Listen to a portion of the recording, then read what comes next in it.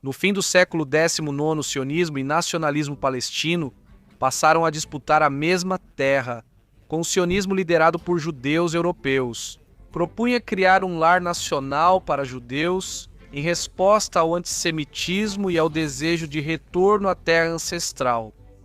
Ou seja, queria que o povo judeu criasse um estado próprio e independente em seu território histórico, a terra de Israel. Os árabes palestinos, que viviam há séculos sob domínio otomano, desenvolveram uma identidade coletiva. Reagindo ao colonialismo europeu, à imigração crescente e ao que percebiam como uma ameaça ao seu modo de vida, ao longo dos anos, a desconfiança e a tensão social e política só cresceram. A convivência, já fragilizada, se rompeu sob a pressão de fortes desigualdades e disputas territoriais crescentes. Uma fratura se formou que, ao se abrir totalmente, dividiria brutalmente o futuro dos dois povos. Mas não vamos nos adiantar. Quais são as origens do conflito entre Israel e Palestina? Quais consequências desastrosas ele teve? E qual é a situação atual, especialmente na faixa de Gaza? Há uma solução definitiva para esse problema? Para responder a essas perguntas, é necessário que voltemos até o dia 14 de maio de 1948, o dia em que começou o conflito Israel-Palestina. Antes de continuar, agradecemos muito o apoio de vocês nesses vídeos sobre temas históricos ou difíceis de achar na internet. Se vocês se interessam por esse tipo de documentários mais voltados para a história, para conflitos que duram centenas e centenas de anos, escrevam a palavra história aqui embaixo e podem sugerir temas. Em breve falaremos desses temas no canal. Inscrevam-se e deixem seu like. Vamos começar. A região, hoje conhecida como Israel e Palestina, sempre foi palco de vários povos e impérios desde a antiguidade. Entre eles os hebreus, que formaram os antigos reinos de Israel e Judá. Também habitavam ali outros grupos próprios da região, como os cananeus e os filisteus. Esses povos compartilhavam a região, dando origem a civilizações antigas. Ao longo dos séculos, esse território foi dominado por assírios, babilônios, egípcios, persas, helenos com Alexandre o Grande e romanos. As sucessivas invasões foram dispersando os habitantes de Israel e Judá, que aos poucos se espalharam por diversos territórios durante a dominação romana. A província da Judéia, em particular, sofreu invasões, guerras e rebeliões. A principal ocorreu em 66 com a destruição de Jerusalém e do Segundo Templo, levando ao exílio de grande parte dos judeus. Mais tarde, no ano 35, e após a rebelião conhecida como a Rebelião de Bar Kokhba, o imperador romano Adriano sufocou outra revolta e suprimiu a província romana da Judéia, integrando-a com outras regiões para criar a nova província da Síria-Palestina. A nova denominação respondia a uma clara intenção política de apagar a associação judaica com a região. Ao mesmo tempo, fundou a cidade de Aélia Capitolina sobre as ruínas de Jerusalém. Proibiu os judeus de acessarem o novo assentamento e expulsou a maioria dos que ainda viviam lá. Com a expansão do Islã no século e a região sob domínio do Império Bizantino, o território integrou o mundo árabe e muçulmano e permaneceu sob várias dinastias e califados por séculos. Paralelamente, os judeus que haviam se dispersado pela Europa passavam por períodos cada vez mais recorrentes de hostilidade, sofriam perseguições, restrições, marginalização e mais tempos de violência. Um padrão sistemático de discriminação chamado antissemitismo. A partir do século XVI, a região passou ao controle do Império Otomano, iniciando um longo período de dominação externa. Manteve diversidade populacional por séculos. Muçulmanos, cristãos, judeus e outras comunidades viviam juntos na região até o surgimento de dois projetos nacionais reivindicando a mesma terra. No fim do século XIX e início do XX, surgiram dois movimentos nacionais disputando o mesmo território, o sionismo e o nacionalismo palestino. De 882 a 1903, com apoio sionista, ocorreu a primeira Aliá, grande imigração judaica para uma Palestina já majoritariamente árabe. Pequenas comunidades judaicas existiam, mas eram bem minoritárias e concentradas em Jerusalém, Safed, Tiberíades e Hebrom. Após a Primeira Guerra Mundial e a queda do Império Otomano, a Grã-Bretanha passou a controlar a Palestina por mandato internacional. Em 1917, emitiu a Declaração Balfour, apoiando a criação de um Estado judeu naquela terra, então região otomana com pequena minoria judaica. Claro, isso causou grande incerteza e desconfiança entre os árabes locais. Durante o mandato britânico na Palestina, iniciado em 1920, a Grã-Bretanha fez promessas contraditórias. Árabes e judeus permitiram uma imigração que mudou o equilíbrio demográfico, com comunidades judaicas do mundo todo emigrando em massa para a Palestina. Foi assim que as tensões centradas na terra e na soberania provocaram grande inquietação entre os árabes e resultaram em confrontos crescentes entre os dois povos. Nas décadas de 1920 e 1930, ocorreram vários episódios de violência intercomunitária e distúrbios em Jerusalém e outras áreas. Destacou-se a Grande Revolta Árabe de 1936, levantamento palestino contra o mandato britânico, imigração judaica e transferência de terras, fortemente reprimido pelos britânicos na época. A ascensão do nazismo na Europa e o horror do Holocausto durante a Segunda Guerra Mundial intensificaram a urgência entre os judeus de obter um Estado próprio. Isso resultou em grande aumento de judeus imigrando para a Palestina. O resultado foi aumentar a tensão na já frágil convivência entre as comunidades e nas mudanças demográficas. Promessas contraditórias, colonização, ressentimentos históricos e violência recorrente favoreceram o surgimento de um conflito violento. Em 1947, a violência na Palestina aumentou. Incluiu casos como o massacre de Balad al-Zahir, onde grupos sionistas mataram dezenas de palestinos. Sem conseguir controlar o conflito, o Reino Unido repassou a questão à recém-criada ONU, onde foi criado um UNSCOP. O Comitê Especial das Nações Unidas investigou a situação enquanto milhares de imigrantes judeus continuavam chegando e as tensões não paravam de aumentar. Em agosto de 1947, o UNSCOP decidiu pelo fim do mandato britânico e sugeriu dividir a Palestina em dois estados, judeu e árabe. Em novembro, a Assembleia Geral da ONU aprovou a resolução que o estabelecia. Nesse meio tempo, a violência entre milícias judaicas e grupos armados palestinos evoluiu para a guerra civil.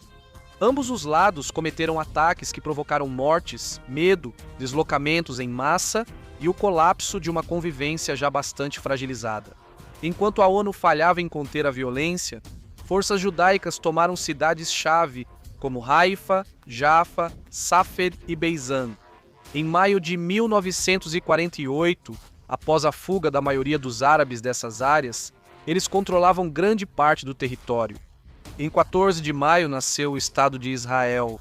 David Ben-Gurion, principal líder judaico, declarou independência ao fim do mandato britânico na Palestina. Na época, entre 250 mil e 300 mil palestinos já tinham deixado ou sido forçados a deixar suas casas, iniciando o que seria chamado de Nakba, a catástrofe palestina. Após a independência de Israel e a saída britânica, exércitos do Egito, Jordânia, Síria, Líbano e Iraque invadiram o território. A Primeira Guerra Árabe-Israelense começou, mas a coalizão árabe agia por interesses próprios. A Transjordânia negociava em segredo com líderes sionistas pela Cisjordânia, enquanto Egito, Síria e Arábia Saudita buscavam conter sua expansão. O Iraque também tinha tensões internas com líderes palestinos. Apesar de enfrentar vários frontes árabes no início, Israel rapidamente impôs sua superioridade numérica e bélica. Frente a 25 mil soldados árabes, tinha cerca de 35 mil combatentes, número que aumentou durante o conflito. A expansão territorial foi além do plano original da ONU, que previa 55% do território para Israel na partilha. Assim, ao fim da guerra, em julho de 1900 assinou-se o Armistício Árabe-Israelense. Israel controlava cerca de 78% do antigo mandato britânico. Isso gerou mais polêmicas e conflitos. O conflito terminou com vitória total de Israel, que consolidou o Estado e expandiu seu território além do previsto. A Transjordânia anexou Cisjordânia e Jerusalém Oriental. O Egito controlou a faixa de Gaza. Com essa divisão, o Estado palestino nunca chegou a se formar e o território palestino ficou praticamente desmantelado, com Israel dominando cerca de 70% da região. O êxodo em massa, chamado a Nakba, envolveu 700 mil palestinos. 700 mil palestinos tiveram suas casas destruídas ou tomadas por Israel. 700 mil palestinos foram expulsos ou fugiram de suas cidades, passando a viver em campos de refugiados. Os árabes, que permaneceram dentro de Israel, passaram a ser cidadãos israelenses, enquanto o restante dos palestinos foi considerado simplesmente refugiado árabe. Para a opinião pública ocidental, eles não se diferenciavam dos árabes dos países vizinhos, e suas aspirações nacionais mal eram reconhecidas. Entre abril e setembro de 1949, ocorreu a Conferência de Usana, buscando acordar fronteiras e o retorno dos refugiados. Apesar de Israel entrar na ONU e assinar o protocolo, o Estado árabe não foi criado e os refugiados palestinos não voltaram. Na década de 1960, as tensões entre Israel e os países árabes vizinhos só aumentavam. O Egito mobilizou tropas na península do Sinai, expulsou as forças da ONU que atuavam como amortecedoras e fechou o Estreito de Tirã, uma via marítima crucial para Israel. Ao mesmo tempo, cresciam os confrontos na fronteira com a Síria e a pressão da Jordânia por uma resposta conjunta contra Israel. A região entrou assim em um clima de máxima hostilidade que acabou atingindo seu ponto máximo em junho de 1967. No início da Guerra dos 6 Dias, Israel fez um ataque aéreo preventivo e destruiu a maior parte da aviação egípcia. O conflito se espalhou rápido, Jordânia e Síria entraram nos combates e Israel abriu frentes simultâneas. Em 6 dias, Israel derrotou 3 exércitos e ocupou grandes territórios: o Sinai e Gaza ao Egito, a Cisjordânia e Jerusalém Oriental à Jordânia e as colinas de Golã à Síria. O resultado voltou a modificar o mapa político e territorial do Oriente, marcando o início de uma nova etapa do conflito. Assim como nossa história volta ao começo. 8 de dezembro de 1987. Caminhão israelense atingiu veículos com trabalhadores palestinos no norte da faixa de Gaza, matando 4 e ferindo outros. No funeral das vítimas, milhares em Gaza protestaram.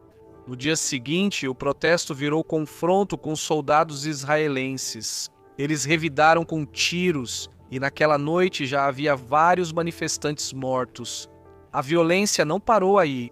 Nos dias seguintes, as manifestações cresceram em Gaza e na Cisjordânia, tornando-se uma resistência popular em massa. Formaram-se comitês locais, greves, boicotes e protestos diários. Assim começou a primeira intifada, revolta popular contra a ocupação israelense. Palestinos, armados com pedras e coquetéis Molotov, reivindicavam o direito à autodeterminação. Também adotaram resistência não violenta, como greves, boicotes, recusa de impostos, abandono do trabalho e negativa de colaborar com instituições, entre outras. A resposta militar israelense foi severa, com detenções em massa, demolição de casas, toques de recolher e repressão violenta a manifestantes. Muitas cenas da chamada Revolta das Pedras foram marcantes, mostrando civis armados só com pedras enfrentando tanques militares. Nesse contexto violento surgiu o Hamas, organização paramilitar islâmica que defendia a destruição de Israel para criar um Estado Islâmico na Palestina. E ao contrário da Organização para a Libertação da Palestina, conhecida como OLP, que seguia uma linha nacionalista e secular voltada para uma solução política de Estado. O Hamas tornou-se mais radical, cometendo dezenas de atentados terroristas ao longo do tempo. No início dos anos 90, Israelenses e palestinos estavam exaustos, a intifada seguia ativa, o custo humano crescia e o mundo via a situação com preocupação.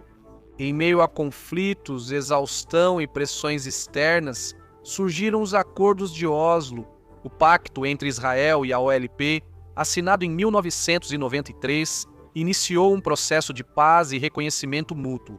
Além disso, criou a Autoridade Nacional Palestina e definiu um plano para transferir partes de Gaza e da Cisjordânia ao controle palestino. No entanto, algumas vozes achavam que a paz representava um risco enorme, um risco que não estavam dispostos a correr. Os setores mais radicais de ambos os lados tentaram sabotar qualquer avanço em direção à paz. De que forma? Hamas e Jihad Islâmica cometeram atentados violentos contra civis israelenses. Por sua vez, os israelenses também atacaram a população civil, como aconteceu em 1994. No massacre de Hebron, um ultradireitista israelense matou 29 palestinos e feriu 125, iniciando um ciclo de violência fatal para ambos os lados. A esperança de paz entre israelenses e palestinos acabou em 1995, após a morte de uma figura-chave. Yitzhak Rabin, primeiro-ministro de Israel e signatário dos Acordos de Oslo. O apoio à paz e à negociação com a OLP gerou forte oposição interna em Israel. Por isso, em 4 de novembro, após discursar em uma manifestação pacifista em Tel Aviv, foi alvo dos tiros de um nacionalista israelense. Rabin faleceu dias depois. Em 1996, um opositor à paz, Benjamin Netanyahu, foi eleito primeiro-ministro e sabotou os acordos de paz. Ele também mandou construir 6.500 casas em Jabal Abu Ghneim, formando o assentamento Har Homa para isolar Jerusalém Oriental da Cisjordânia.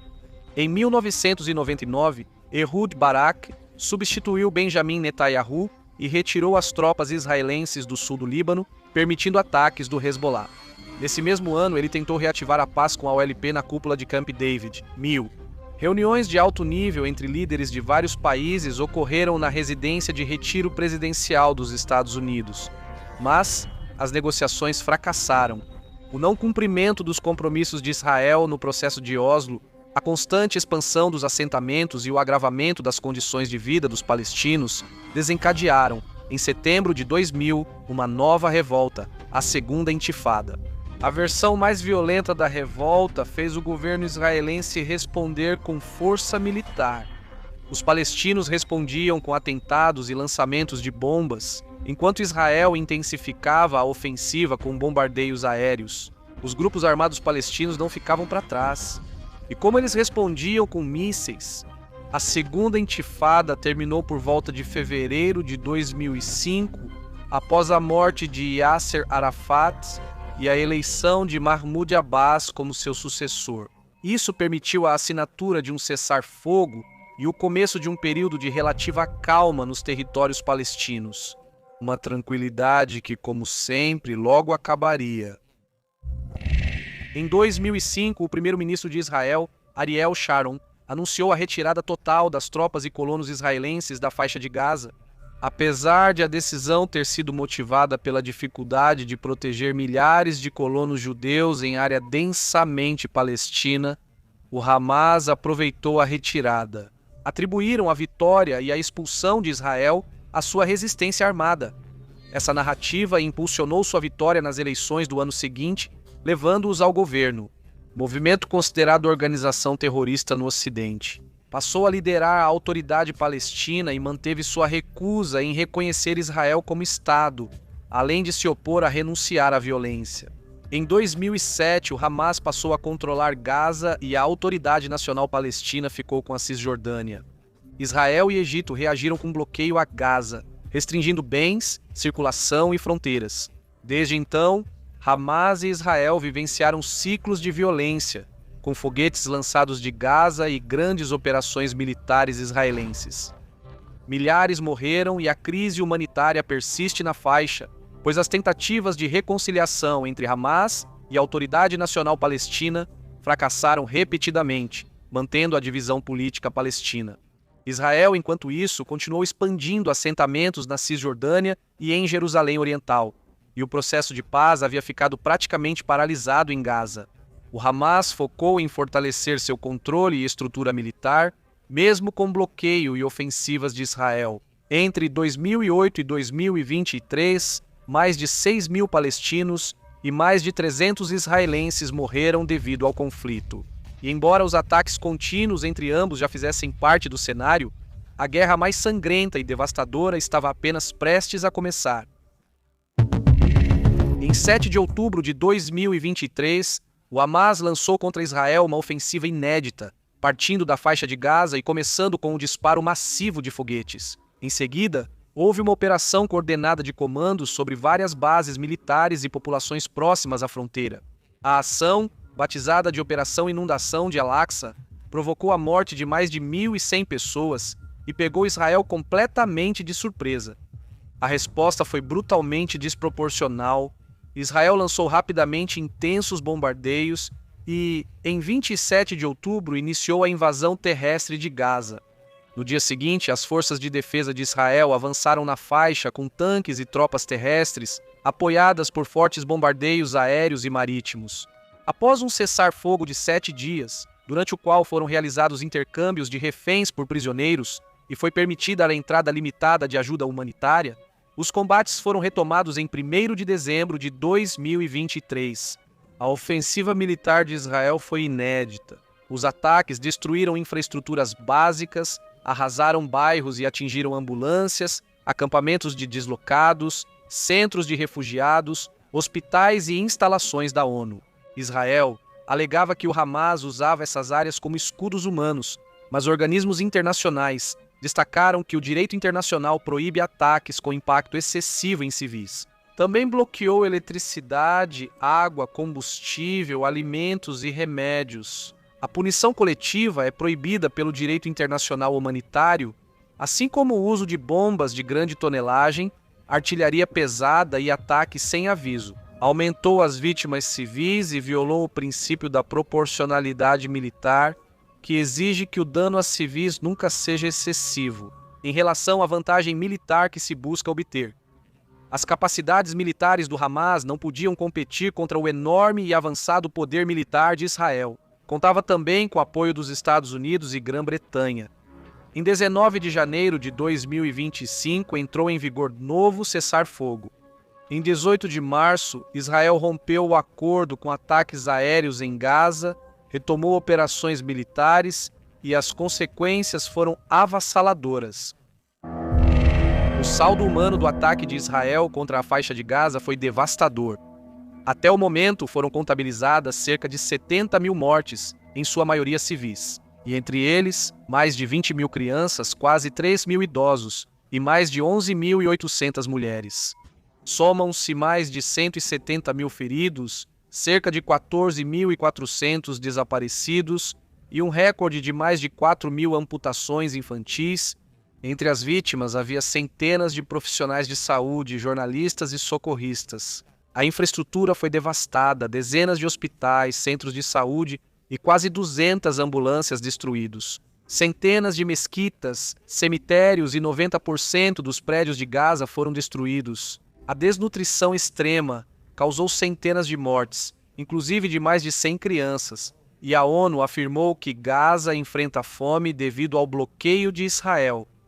Triste e ironicamente, relatórios do organismo internacional indicaram que, em maio de 2025, a população de Gaza recebia poucas calorias diárias, ainda menor que a recebida pelos prisioneiros de Auschwitz. Durante a Segunda Guerra Mundial, a comunidade internacional denunciou ações israelenses na Palestina como violações do direito humanitário e possíveis crimes de guerra ou contra a humanidade. Desde ataques a civis e humanitários até bloqueios, punições coletivas, uso de fome e violência sexual como armas e destruição de casas e locais sagrados. Em setembro de 2025, a ONU reconheceu que as ações de Israel em Gaza eram um genocídio, como muitos já denunciavam. Apontou assassinatos, graves lesões físicas ou psicológicas, condições para destruir palestinos e ações para impedir seus nascimentos. O relatório concluiu que existia uma intenção deliberada de destruir o povo palestino.